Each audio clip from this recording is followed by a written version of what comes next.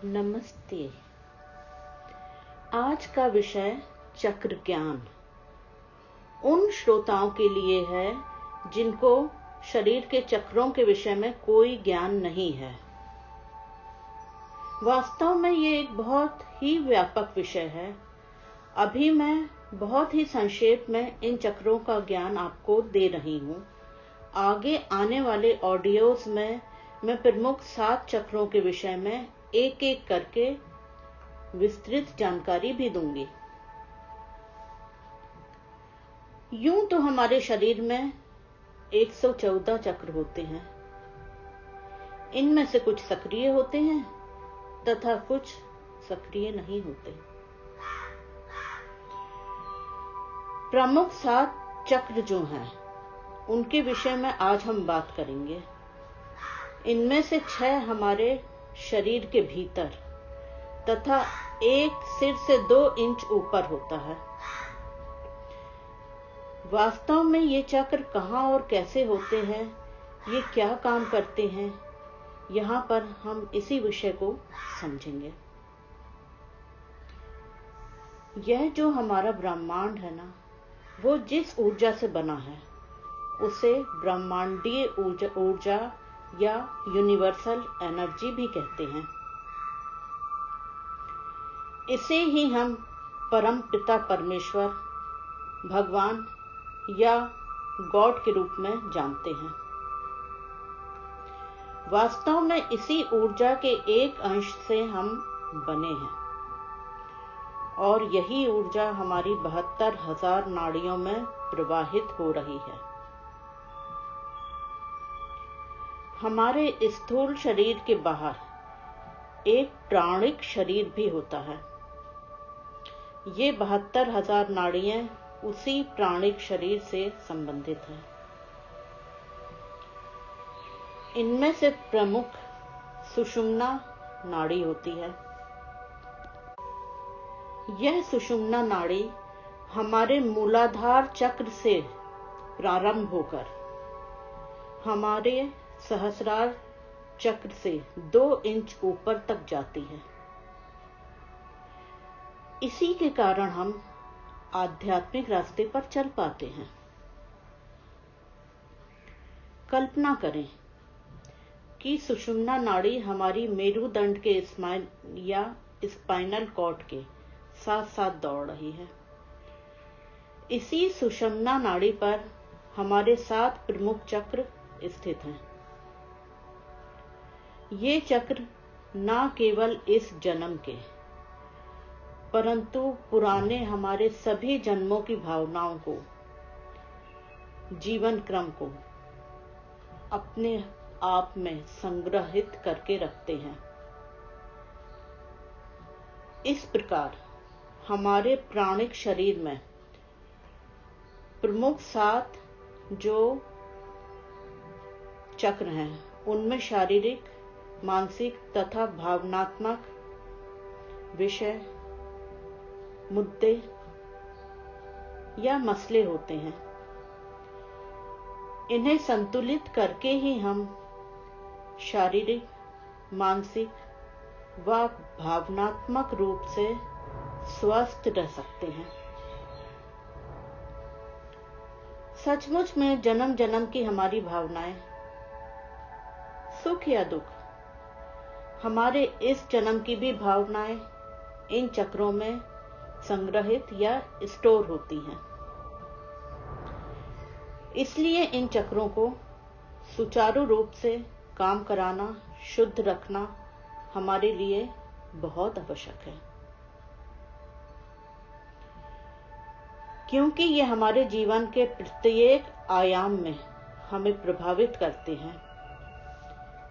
इसलिए हमें इन्हें सुचारू रूप से चलाना आवश्यक है।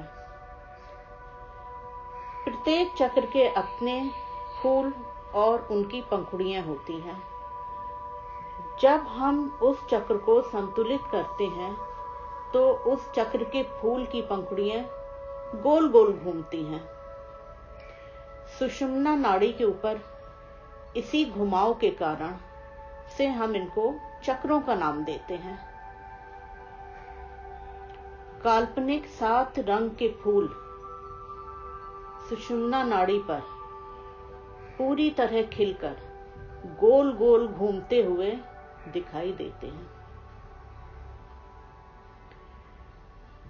प्रत्येक चक्र की अपनी आवृत्ति यानी कि फ्रीक्वेंसी होती है।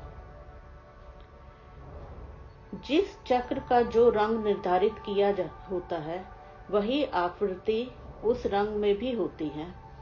तो हम उस रंग की कल्पना करके उस चक्र की फ्रीक्वेंसी को, आवृत्ति को उस तक पहुंच जाते हैं। इस प्रकार 7 इंद्रधनुषीय रंग हमें चक्रों को शुद्ध करने में, उन्हें संतुलित करने में हमारी सहायता करते हैं। इन चक्रों का अति सक्रिय होना हानिकारक होता है तथा अल्प सक्रिय होना भी हानिकारक होता है। काल्पनिक रंग इन चक्रों को संतुलित करते हैं।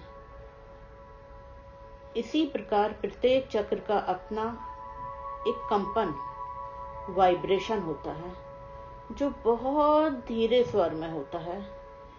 इसलिए हम इस कंपन को बढ़ाने के लिए उसी वाइब्रेशन या उसी कंपन का बीजा मंत्र जोर से जाप करते हैं। उस बीजा मंत्र के जाप को सुनकर हमारे चक्र का कंपन या वाइब्रेशन बढ़ जाता है, जिससे उसका फूल तीव्र गति से घूमता है तथा शुद्ध हो जाता है।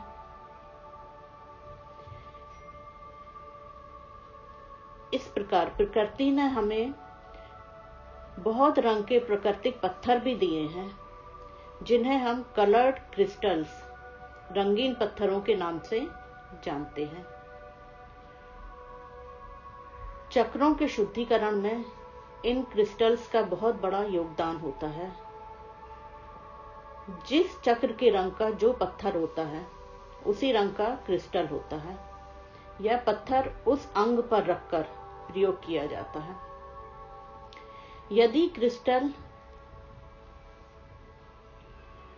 या वो रंगीन पत्थर उपलब्ध नहीं हो पाता है किसी कारण से, तो हम केवल कल्पना से उसका प्रयोग शुद्धि में करते हैं और कल्पना मात्र से ये क्रिस्टल्स चक्र की नकारात्मक ऊर्जा को हमारे शरीर से निकालने में हमारी सहायता करते हैं।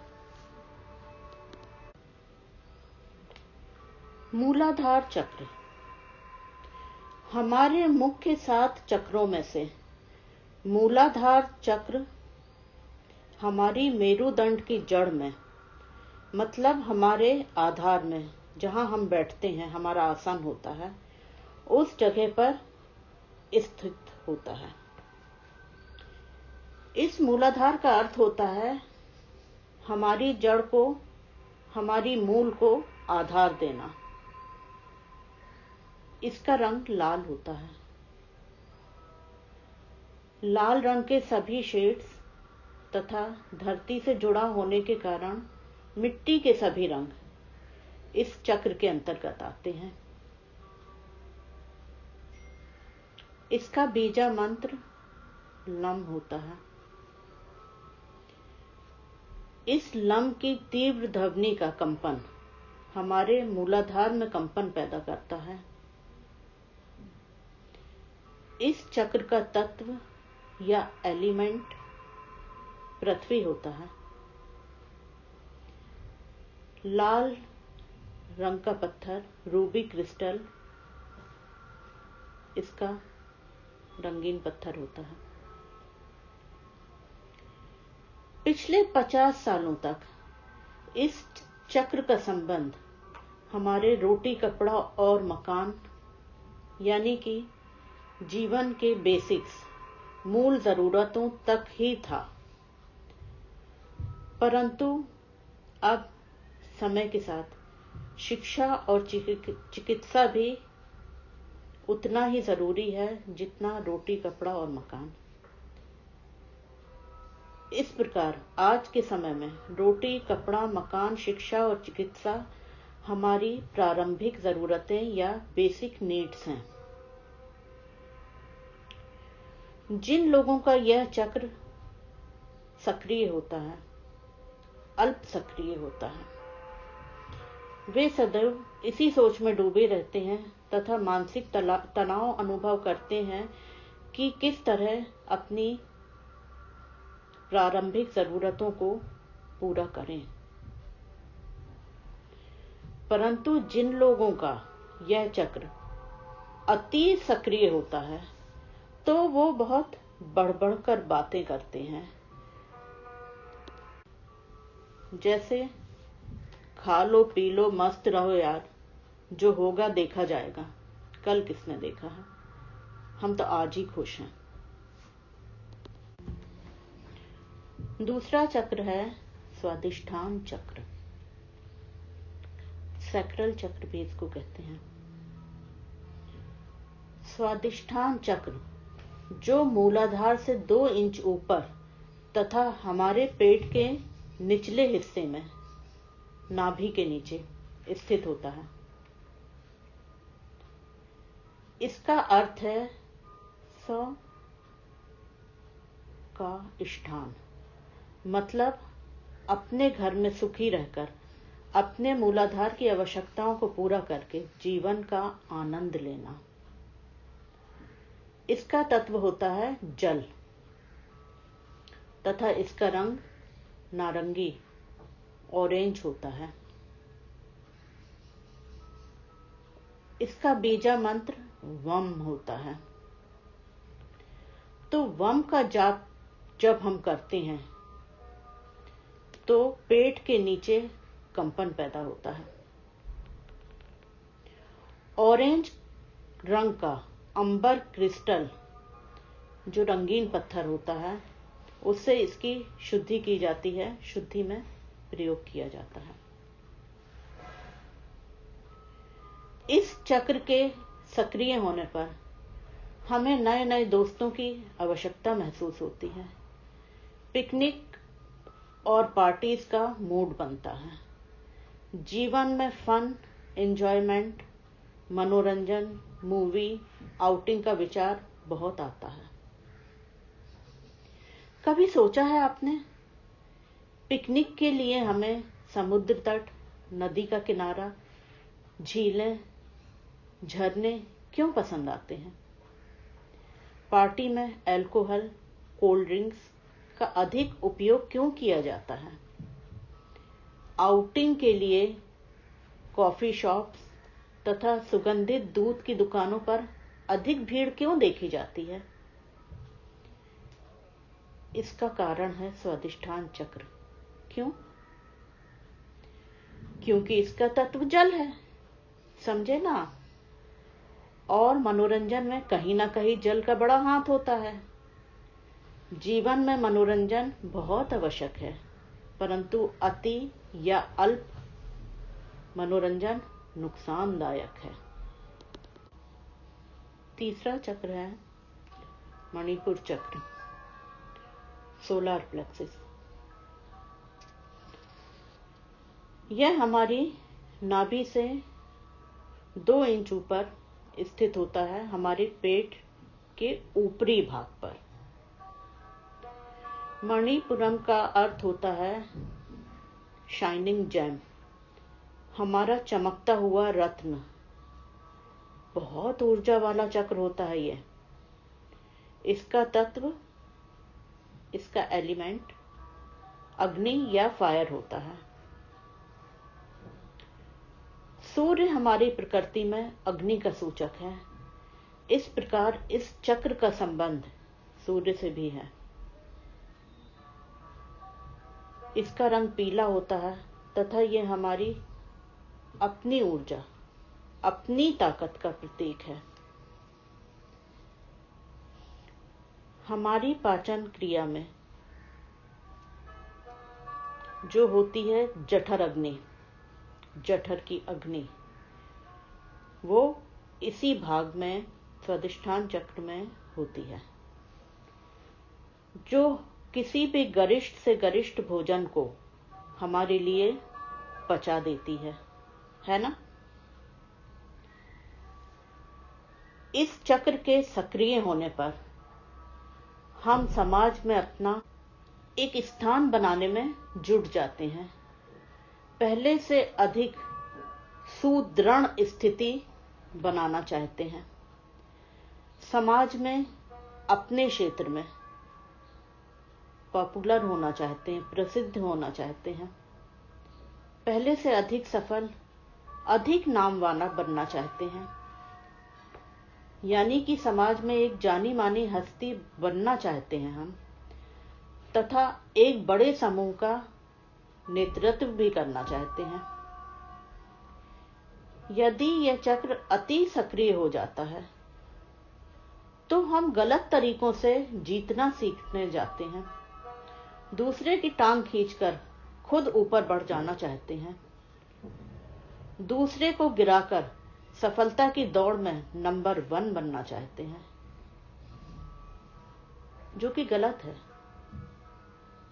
इसलिए इसको संतुलित करना आवश्यक है। परंतु जब ये चक्र अल्प सक्रिय होता है, तब हम कुछ भी कर लें, कितनी भी मेहनत कर लें, हमें तरक्की मिलती ही नहीं। बॉस किसी भी तरह से हमसे खुश नहीं होता। संबंधों का वही हाल होता है। हम संबंधों में हारने लगते हैं, कमिटमेंट में नहीं जा पाते। साथ में साथी तो है, परंतु विवाह के सूत्र में बंधने में दिक्कतें आती हैं। चौथा चक्र, अनाहत चक्र। यह चक्र मिडिल चक्र होता है, बीचों बीच। इसको हार्ट चक्र भी कहते हैं। ये हमारे सीने के ठीक बीच में स्थित होता है। गहरा हरा रंग तथा गुलाबी रंग इस चक्र से संबंधित है। इस चक्र अनाहत का अर्थ होता है जो कभी आहत नहीं हुआ हो, जिसको कोई चोट नहीं पहुंची हो। इसका तत्व वायु होता है। हरे रंग का पत्थर, एमेराल्ड क्रिस्टल से इस चक्र की शुद्धि की जाती है, तथा इसका बीजा मंत्र यम होता है। यम का ऊंचे स्वर में उच्चारण अनाहत चक्र को कंपन देता है। जीवन का आनंद लेते हुए अब हम इस चक्र में सामाजिक रूप से सुदृढ़ होकर आगे आए हैं।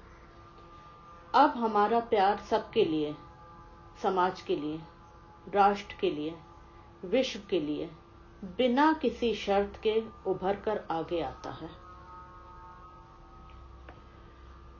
हमारी सोच बहुत व्यापक हो जाती है। छोटी छोटी बातें अब बहुत छोटी हो जाती हैं। हम उनके विषय में सोचते भी नहीं। हम ऊंची श्रेणी के सामाजिक प्राणी बन जाते हैं। इस चक्र के सक्रिय होने पर दलितों को, गरीबों को सहारा देकर ऊपर उठाने की भावना, देश प्रेम की भावना, समाज सुधार की भावना, अत्याचार के विरुद्ध आवाज उठाने की भावना पनपती है। सामाजिक गतिविधियों में हम बढ़ चढ़कर हिस्सा लेने लगते हैं। इस चक्र के अति सक्रिय होने पर हम कई बार इतने अधिक सक्रिय हो जाते हैं कि कुछ मुश्किलें जीवन में आने लगती हैं। कुछ लोगों से दुश्मनियां हो जाती हैं, और जब ये चक्र अल्प सक्रिय होता है तो हम हीन भावना से ग्रस्त हो जाते हैं। दूसरों की तरक्की से जलने लगते हैं। विशुद्धि चक्र यानी कि थ्रोट चक्र। यह चक्र हमारे गले के मध्य में स्थित होता है। यह चक्र हल्के नीले रंग का होता है तथा इसका तत्व साउंड या ध्वनि होता है। विशुद्धि का मतलब और अधिक शुद्ध करना होता है। तात्पर्य यह है कि अनाहत चक्र से सच्चे निश्चल प्रेम की भावना को और अधिक शुद्ध करके हमारे आज्ञा चक्र तक जोड़ना, हमें आध्यात्मिकता से जोड़ना होता है। जब यह चक्र सक्रिय होता है तो हम बोलते हैं या अपने सच्चे विचार लिखते हैं तो बहुत बड़ा जन समुदाय हमें सुनता है, हमारा अनुसरण करता है, हमारी बात में वजन आ जाता है। जैसे कि प्रधानमंत्री के मुंह से निकला हुआ एक वाक्य, उस वाक्य ने भारत की करेंसी से 1000 और 500 के नोट को 1 मिनट में खत्म कर दिया। यदि आपका विशुद्धि चक्र सक्रिय है तो आप अपनी बात दिल खोल कर बोल पाएंगे तथा लोग आपकी बात का विश्वास भी कर पाएंगे, आपको सुनना पसंद करेंगे। यदि वाणी सकारात्मक है तो समाज का भला होगा। वैसे ही समाज की भलाई में सदा ही फायदा होता है। विश्वास नहीं है तो भला को उल्टा करके पढ़ लें। लाभ आया समझ में? सो भला करने में ही लाभ होता है। यदि यह चक्र अल्प सक्रिय होता है तो हम समाज में नकारात्मकता फैलाते देखते हैं। एक आतंकी नेता ऐसा क्या बोलता है कि आतंकवादियों का एक बड़ा समूह मानवता को तहस नहस कर देता है। एक नकारात्मक संवाददाता अपनी नकारात्मक सोच को समाचार पत्र में देता है। इससे 2 बड़े समुदाय एक दूसरे से नफरत करना शुरू कर देते हैं। तो कहना ये चाहती हूं कि अपने विशुद्धि चक्र का विशेष ध्यान रखें, इससे किसी को चोट नहीं पहुंचे। क्योंकि आपने सुना ही होगा, जुबान में लगी चोट जितनी जल्दी ठीक होती है, वहीं जुबान से लगी चोट कभी ठीक नहीं होती। यदि यह चक्र अल्प सक्रिय है तो आप झूठ बोलते हैं, अपने मन की सच्चाई खुलकर बोल नहीं पाते हैं। इससे लोग जो भी आपके साथ हैं, आपकी बात का विश्वास नहीं करते। आपके द्वारा कही गई हर बात को लोग शंका से देखते हैं और आपकी हर बात को मजाक में टाल देते हैं।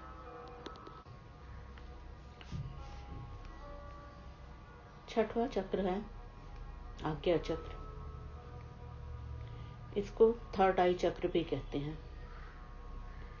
यह चक्र हमारी दोनों आंखों के बीच थोड़ा सा ऊपर माथे पर होता है।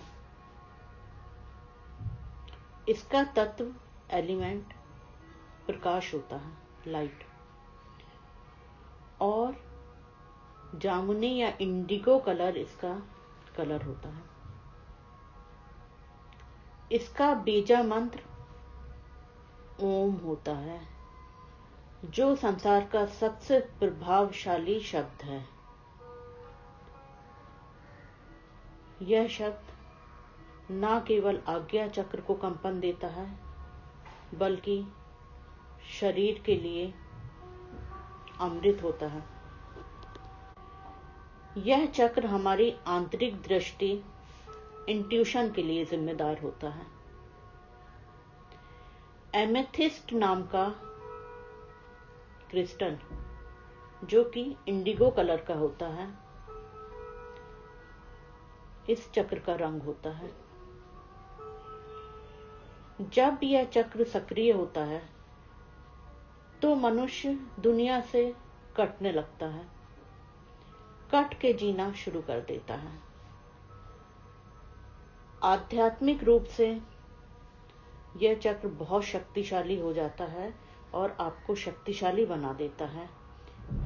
किसी आविष्कार में, किसी खोज में जो लोग अन्वेषक होते हैं, जो समाज को कुछ बेहतर देते हैं, समाज का भला करते हैं, जैसे कि स्वामी योगानंद सरस्वती, आइंस्टीन जैसे लोग, उनका आज्ञा चक्र सक्रिय था, इसलिए ही वो समाज को एक क्रांति दे पाए। ऐसे लोग समाज के लिए, हमारे लिए रोल मॉडल के रूप में उभर कर आते हैं। 7वां चक्र है सहस्रारा चक्र, क्राउन चक्र भी कहते हैं इसको। हमारे सिर के ऊपर मुकुट की जगह पर, सिर से 2 इंच ऊपर यह चक्र स्थित होता है। इसका तत्व शांति होता है तथा रंग चमकता हुआ प्रकाश होता है। इसका बीजा मंत्र कुछ भी नहीं होता, यानी शांति होता है। इस चक्र में आकर इसे सक्रिय करके हम सांसारिक सोच से पूरी तरह दूर हो जाते हैं, पूरी तरह से परमात्मा में लीन होने लगते हैं। जीवन में रहते हुए भी जीवन से बहुत ऊपर उठ जाते हैं।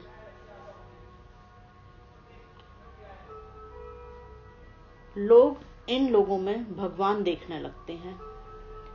यह चक्र शरीर से बाहर होने के कारण दुनियादारी से पूरी तरह से बाहर हो जाता है। दुनियादारी इन लोगों में समाप्त हो जाती है।